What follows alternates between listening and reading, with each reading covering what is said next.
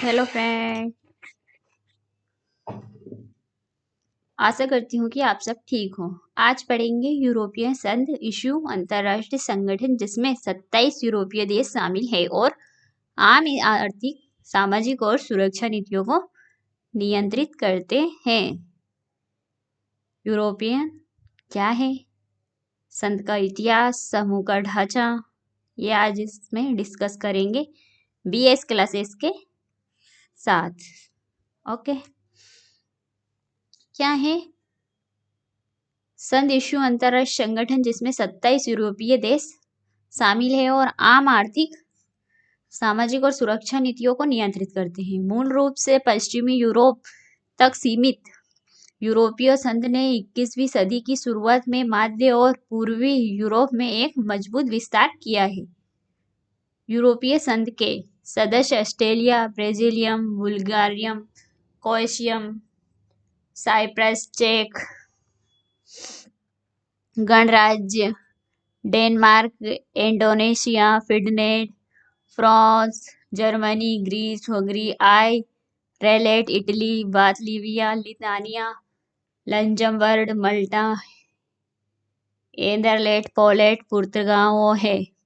Romania, जो इसी का संस्थापक सदस्य थे, 2020 में संगठन छोड़ दिया था। यूरोपीय संघ का निर्माण मास्ट्रिक्ट संधि द्वारा किया गया था, जो 1 नवंबर 1993 को लागू हुई थी। इस संधि को एकल मुद्रा, यूरो, एकीकृत विदेश और सुरक्षा नीति और सामान्य नागरिकता बनाकर यूरोपीय राजनीतिक और आर्थिक एकीकरण को बढ़ाने के लिए डिजाइन किया गया था। अधिकार और आप्रवासन, शरण और न्यायिक मामलों के क्षेत्रों में सहयोग को आगे बढ़ाकर यूरोप में शांति और लोकतंत्र को बढ़ावा देने के संगठन के प्रयासों की मान्यता में यूरोपीय संघ को 2012 में शांति के लिए नोबेल पुरस्कार से सम्मानित किया गया था। ठीक है,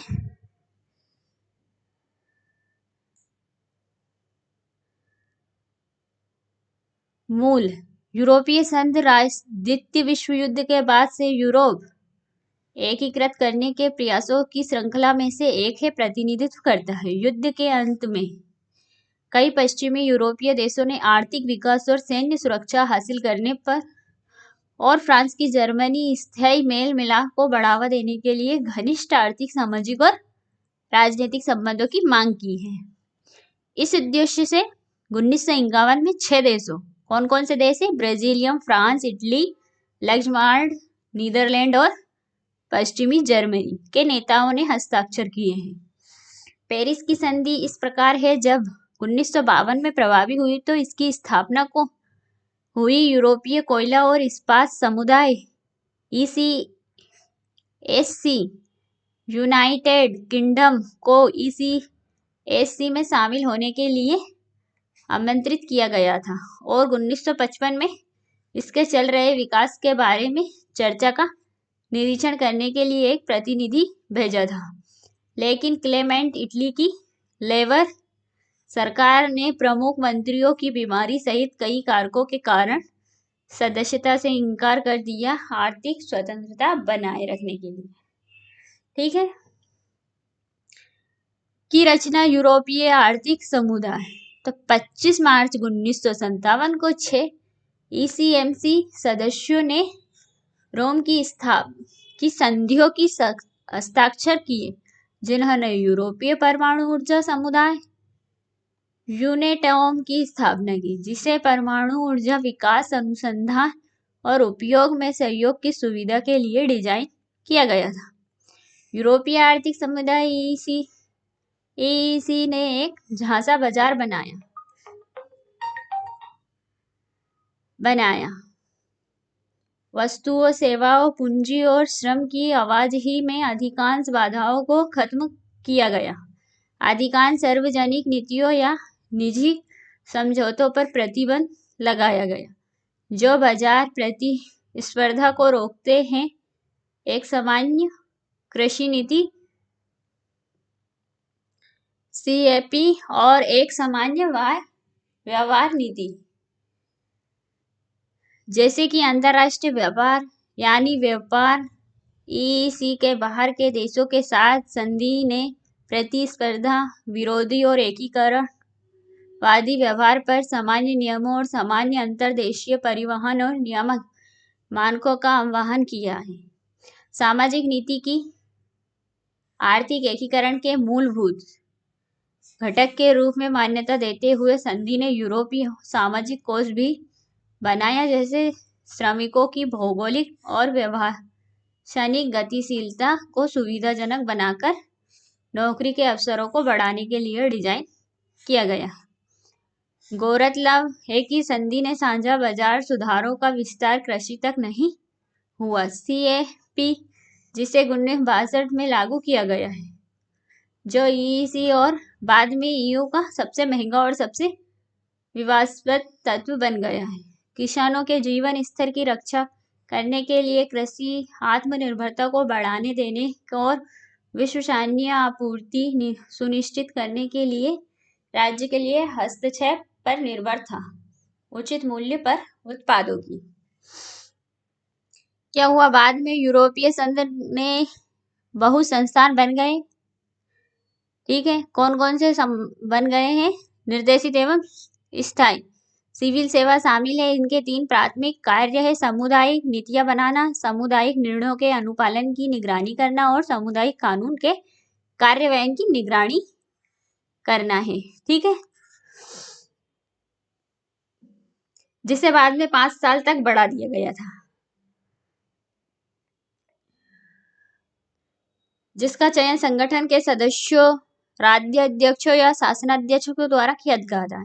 सदस्य सरकार के परामर्श से राष्ट्रपति महानिदेशालय के प्रमुखों की नियुक्ति करते हैं, जो कृषि प्रतिस्पर्धा, पर्यावरण और क्षेत्रीय नीति जैसे विशिष्ट क्षेत्रों का प्रावधान करते हैं। आयोग ने अपनी एजेंडा निर्धारण भूमिका को इसके साथ साझा किया है। यूरोप की परिषद के साथ भ्रमित न हो, एक ऐसा संगठन जो यूरोपीय संघ का निकाय नहीं है। ठीक है, 1974 में स्थापित यूरोपीय राजनीतिक और आर्थिक एकीकरण को दीर्घकालीन एजेंडा को परिभाषित करने के लिए यूरोपीय परिषद वर्ष में कम से कम 2 बार मिलती है। यूरोपीय परिषद को नेतृत्व एक अध्यक्ष द्वारा किया जाता है। एक कार्यालय जो मूल रूप से हर 6 महीने में सदस्य देशों के राज्य अध्यक्षों या सरकार के प्रमुखों के बीच घूमता रहता है। ठीक है, तो क्या है? ब्राजीलियम के पूर्व प्रधानमंत्री हरमन वान रोम्पुय थे। ईसीसी और यूरोपीय समुदाय, जैसा कि 1993 ईसी का नाम बदल दिया गया था और ईयू की मुख्य निर्णय लेने वाली संस्था रही है। यूरोपीय संघ की परिषद मूल रूप से मंत्री परिषद, जिसमें मंत्री स्तरीय प्रतिनिधि शामिल होते हैं। परिषद की संरचना बार बार बदलती रहती है, क्योंकि सरकारें चर्चा के तहत नीति क्षेत्र के आधार पर अलग अलग प्रतिनिधि भेजती है। सभी सामुदायिक कानूनों को परिषद की मंजूरी की आवश्यकता होती है, जिसका कार्यालय हर 6 महीने में परिषद के सदस्यों के बीच में घूमता है। परिषद की बैठकों की अध्यक्षता उस देश के एक मंत्री द्वारा की जाती है, जो वर्तमान में राष्ट्रपति पद पर होता है। एकल यूरोपीय अधिनियम SEA ने जो 1 जुलाई 1987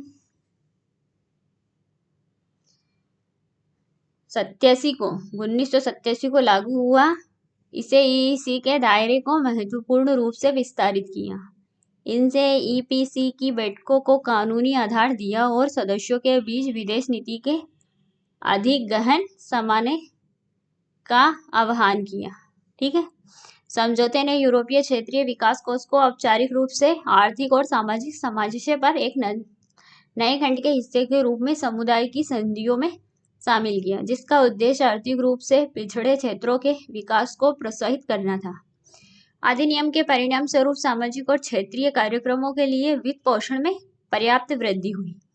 एसीए को पर्यावरण की सुरक्षा के प्रावधानों को शामिल करने के लिए समुदाय की आर्थिक नीतियों की भी आवश्यकता थी और इसने एक सामान्य अनुसंधान और तकनीकी विकास नीति प्रदान की, जिसका उद्देश्य मुख्य रूप से अंतर्राष्ट्रीय अनुसंधान प्रयासों को वित्त प्रोत्साहित करना था।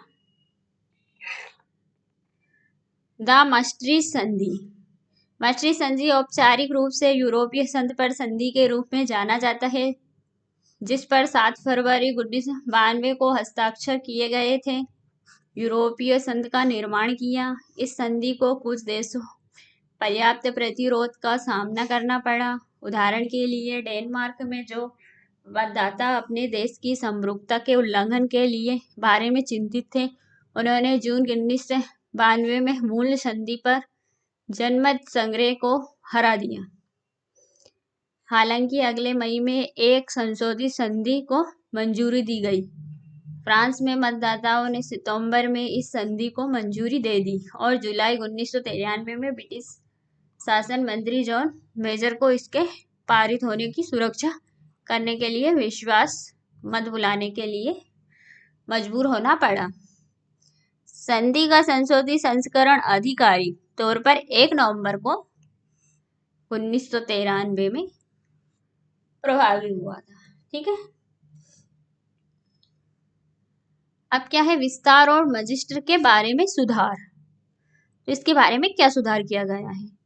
तो जनवरी 1995 को स्वीडन, ऑस्ट्रेलिया और फिनलैंड यूरोपीय संघ में शामिल हो गए, जिसमें आइसलैंड, नॉर्वे और स्विट्जरलैंड संगठन के बाहर एकमात्र प्रमुख पश्चिमी यूरोपीय देश रह गया था। ठीक है, नॉर्वे की सरकार ने 2 बार 1972 और 1994 इनमें शामिल होने का प्रयास किया, लेकिन इनके मतदाताओं ने प्रत्येक अवसर पर सदस्यता को अस्वीकार कर दिया।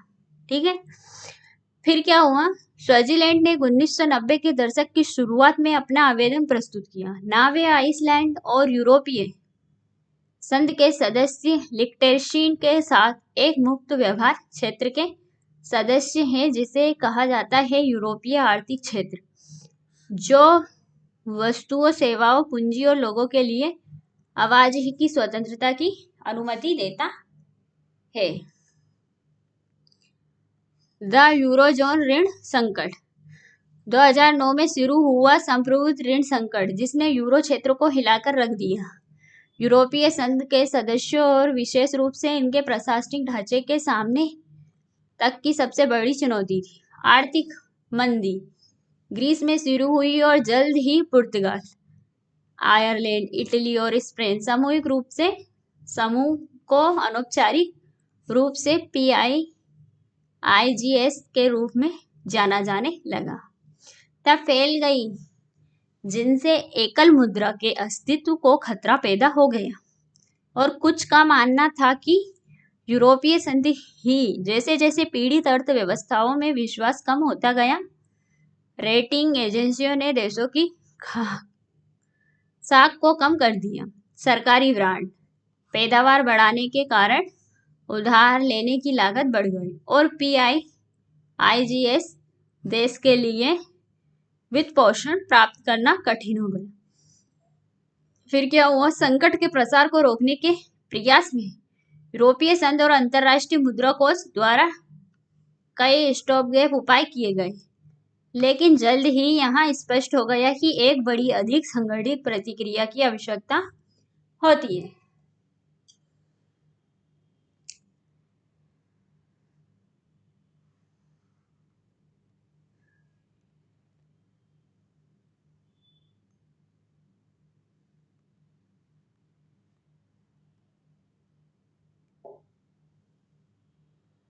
यूरोप में संकट और यूरोसवाद का उदय। 2014 की शुरुआत में यूरोपीय संघ को यूगोस्लाविया के पतन के बाद शायद सबसे बड़े विदेश नीति संकट का सामना करना पड़ा।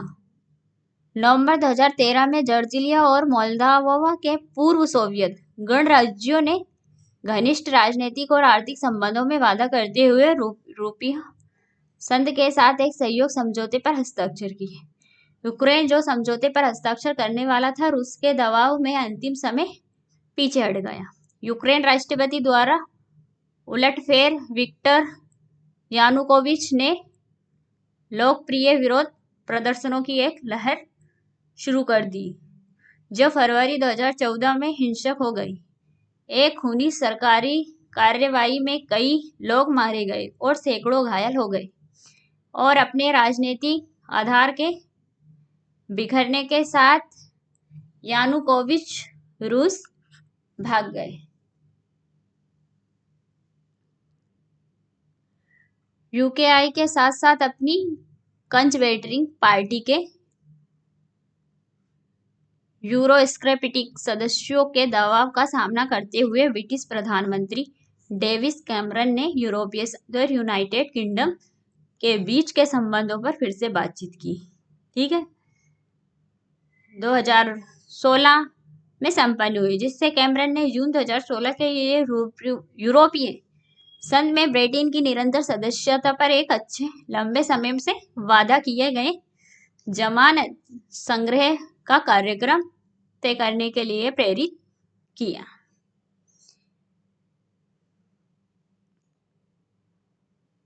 यूरोपीय संघ ने नेताओं ने ब्रिटिश के विरोध में एकजुटता का वादा किया।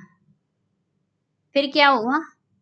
कोविंद और यूक्रेन पर रूसी आक्रमण मार्च में 2019 और यूक्रेन पर रूसी आक्रमण जैसे जैसे व्यक्ति प्रक्रिया अंततः अपने निष्कर्ष पर पहुंच रही थी, यूरोपीय संघ के नेतृत्व में बदलाव आ रहा था।